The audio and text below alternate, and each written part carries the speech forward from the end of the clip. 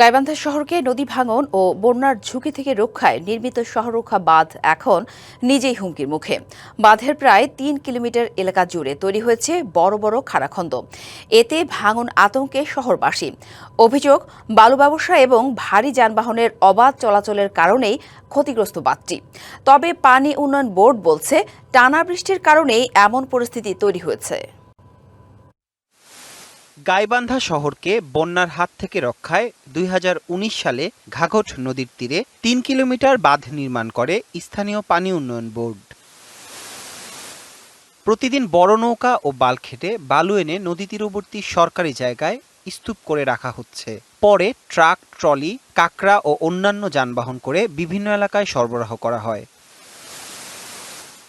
স্থানীয়দের অভিযোগ, শহর রক্ষা বাঁধের উপর দিয়ে এসব যানবাহন বালু বহন করছে।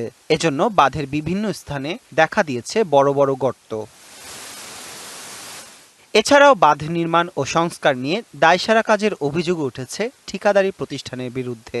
মাটি দিয়ে যদি করতে পারতা তাহলে ভাঙতো না, বালু দিয়ে করার কারণে ভাঙতেছে। প্রচন্ড বৃষ্টি আসলে তখন যে পাশে পানির ঢল যায় ওই পাশে ভেঙে যায়। পেছনে ভাঙ্গা চুরে অনেক জায়গায় জায়গায় আছে, ঠিক করতেছে না, কিছু কিছু করিয়ে আবার চলে যায়। তখন ভেঙে যাবে, এইগুলো নিয়ে আমরা চিন্তিত আছি আর কি।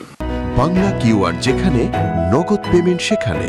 সারা দেশে 10 লাখেরও বেশি মার্চেন্টে নগদে পেমেন্ট করুন খুব সহজে।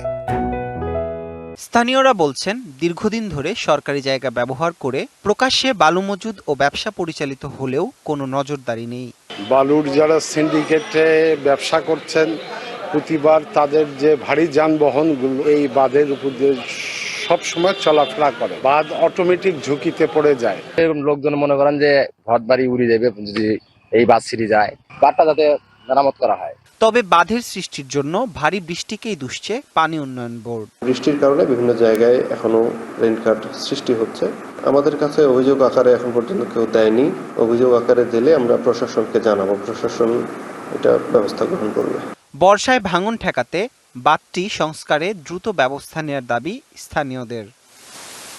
DBC news desk.